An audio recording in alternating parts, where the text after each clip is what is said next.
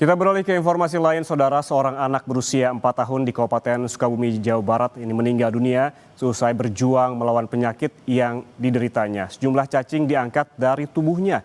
Dan tidak hanya itu, menurut bidan, sang anak sudah lama mengalami pertumbuhan yang lambat.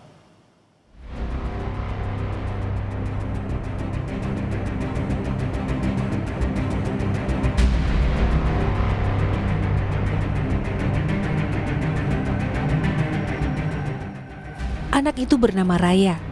Bersama orang tuanya, Raya tinggal di Kampung Pandangenyang, Desa Cianaga, Kecamatan Kabandungan, Kabupaten Sukabumi, Jawa Barat. Raya meninggal dunia di rumah sakit pada 22 Juli 2025 di usia 4 tahun. Badannya dipenuhi cacing besar. Raya dan keluarganya hidup dalam kondisi kekurangan. Selama ini, ia hanya mendapatkan fasilitas kesehatan dari bidan desa setempat. Bidan bilang kondisi Raya sudah lama berada di bawah garis merah. Berat badannya tidak kunjung naik. Kebetulan memang Raya tuh sering ke posyandu ya Bapak, sehingga berat badannya kita pantau.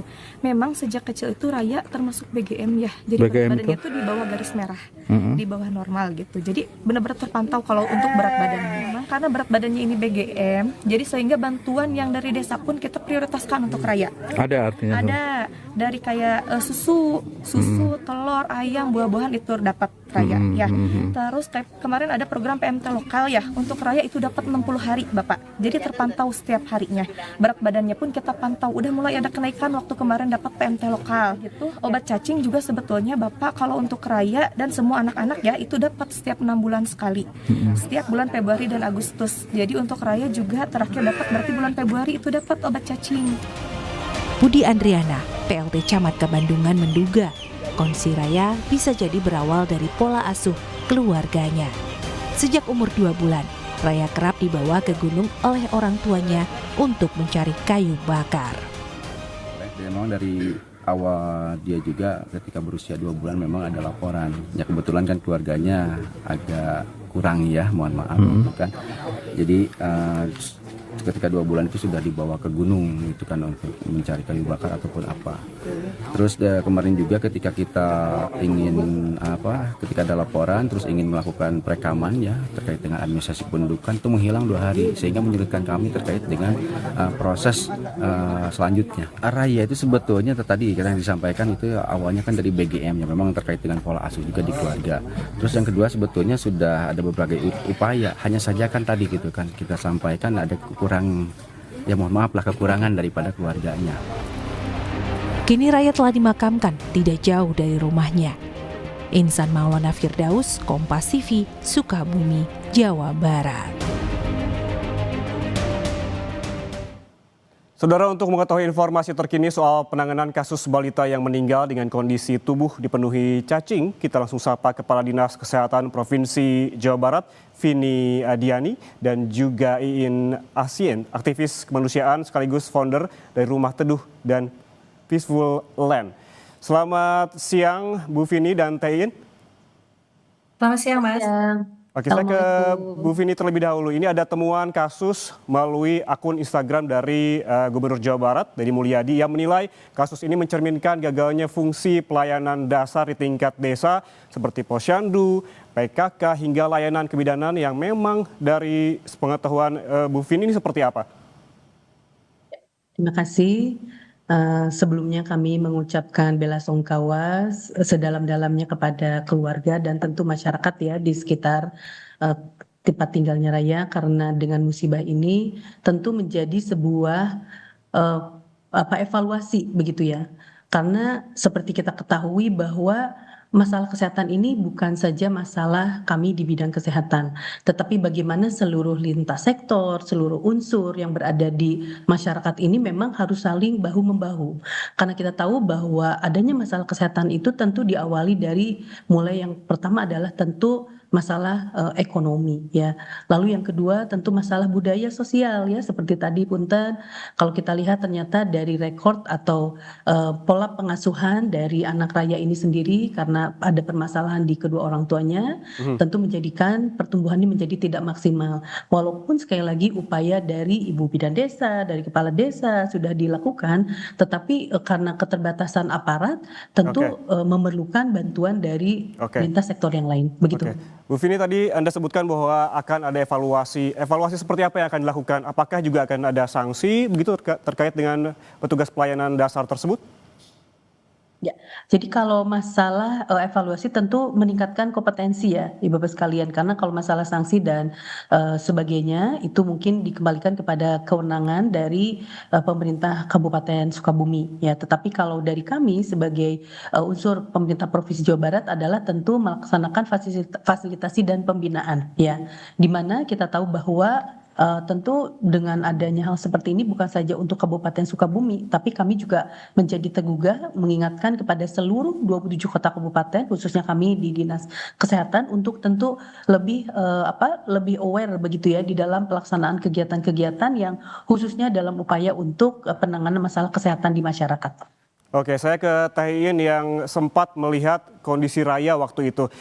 Ketika melihat kondisinya waktu itu seperti apa Teh Iin, dan katanya dihadapkan oleh kendala besar. Apa kendala besar yang dihadapi waktu itu? Iya, iya, Allahumma sholli ala Sayyidina Muhammad wa ala Sayyidina Muhammad. Iya Mas, kita dapat laporan itu dari call center karena rumah teduh kan di Sukabumi ada 3 rumah ya. Kita ada 3 rumah di Sukabumi, ada 2 layanan ambulans, itu masuk ke call center pada tanggal 13 Juli. Di 13 Juli itu ketika masuk laporan kita langsung assessment ke lokasi dan kita melihat Raya dalam keadaan sudah tidak sadar. Kita sempat melakukan pemeriksaan standar, kita cek saturasinya, tensinya, dan memang saturasi rendah kita langsung pasang oksigen juga. Dalam kondisi sudah tidak sadar, kami memutuskan untuk segera mengevakuasi Raya ke rumah sakit kota, rumah sakit daerah. Dan alhamdulillah rumah sakit daerah ini luar biasa mendukung banget ya karena sangat memudahkan kami karena Raya ini kan sebetulnya ketika masuk tidak punya identitas sama sekali, tidak punya identitas kependudukan ya apalagi BPJS gitu kan, sehingga waktu itu rumah sakit memang ini salah satu kendala yang kita hadapi. Rumah sakit udah baik banget memberikan kita waktu 3 hari untuk mengurus identitas Raya. Nah ini yang sedang kita perjuangkan karena buat kami Kang, insya Allah kita siap menanggung Raya dengan kondisi pembayaran tunai. Tapi kalau kita bisa upayakan BPJS, pasti kita upayakan dulu kan BPJS-nya. Karena kita nggak tahu juga berapa lama Raya akan dirawat. Sehingga ketika rumah sakit memberikan keringanan yang luar biasa, 3 hari itu kami upayakan untuk ke pihak-pihak terkait untuk mengurus kebutuhan administrasi Raya. Tapi seperti yang mungkin sudah dilihat di video saya yang 9 menit itu penjelasannya kayak udah panjang banget. Ya mohon maaf Ibu Dokter, emang kita dipimpong ke sana ke sini sih Bu ya. Itu relawan aku sampai nangis dan Ibu kebayang gak sih Bu, aku ini punya rumah 21 rumah Bu di Bandung, Jakarta, Malang, Sukabumi. Operasional aku tuh gede banget.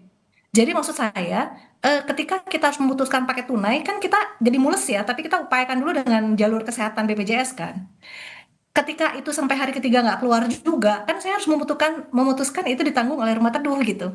Dimana kondisinya Raya ada di Picu ya, lumayan lah ya Argo di Picu ya Bu ya. Tapi ya Bismillah, akhirnya ketika memang sudah mentok ya saya bilang ke relawan, ya udahlah nggak apa-apa, kita udah ikhtiar maksimal, udah kesana sini, Kadinsos, Dinkes segala macam gitu.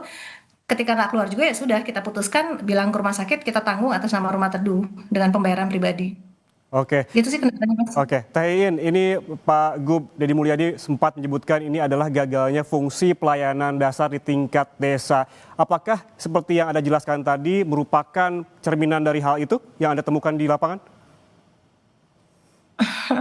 Ibu maafin ya Bu Dokter ya, aku kan udah lama banget ya ngerjain kayak gini, aku udah belasan tahun loh Bu ngerjain proyek kemanusiaan kesehatan. Realitanya memang itu terjadi di mana-mana sih sebetulnya, bukan cuma di Sukabumi ya Mas ya. Gimana masyarakat-masyarakat apalagi dalam kondisi darurat, kondisi abis kena tabrakan segala macam, nggak punya identitas, nggak punya BPJS, atau masyarakat yang sakit tapi BPJS nunggak segala macam, itu memang luar biasa sulitnya sih Mas. Jadi iya, ya emang seperti itu, bukan cuma di Jawa Barat sih sebetulnya, di banyak tempat yang lain.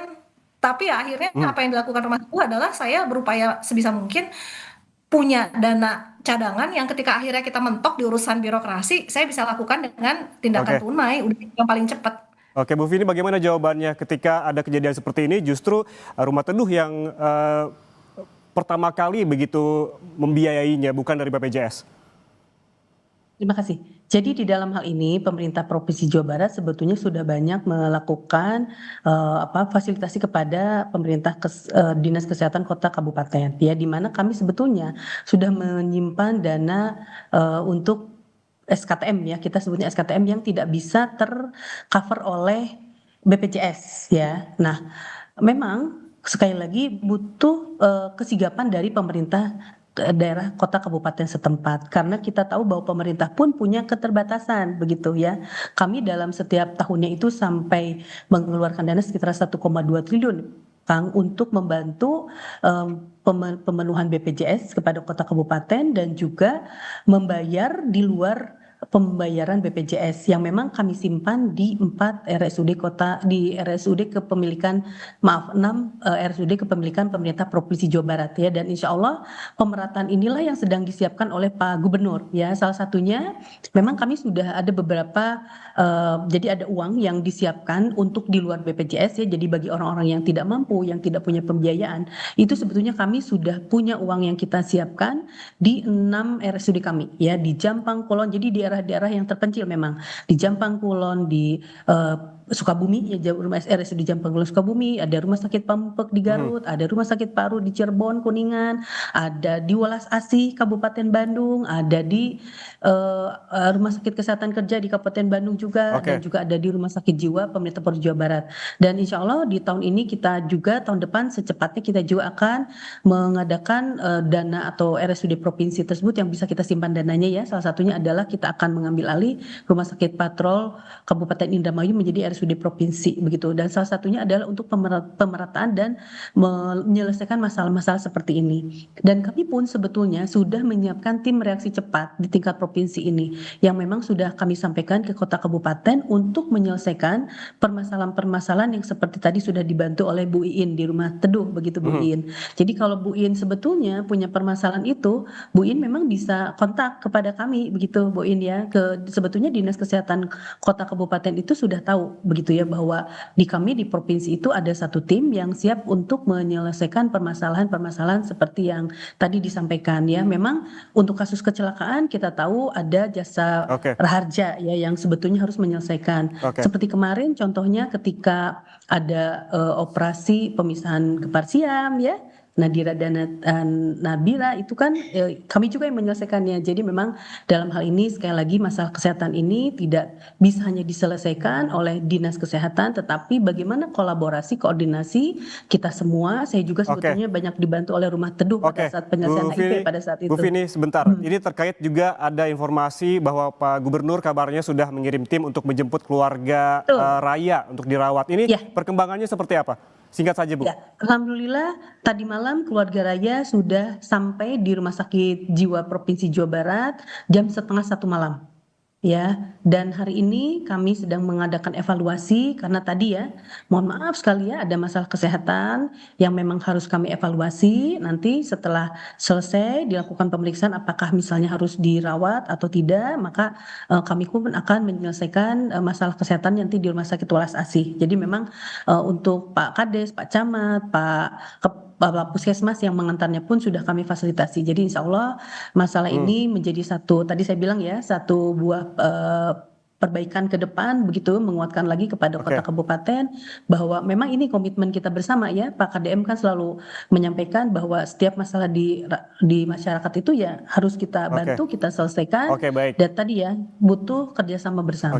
Baik, Teh Iin, singkat saja Teh Iin untuk menjawab tadi pernyataan dari Bu Vini, bagaimana ini terkait dengan keluarga Gubernur, tim dari Gubernur Jawa Barat yang akan mengirim tim untuk menjemput keluarga untuk dirawat. Sudah, Kang Ipan. Ya sudah dijemput ya begitu. Dan bagaimana juga dijelaskan Teh Iin kondisi rumahnya, lingkungannya seperti apa?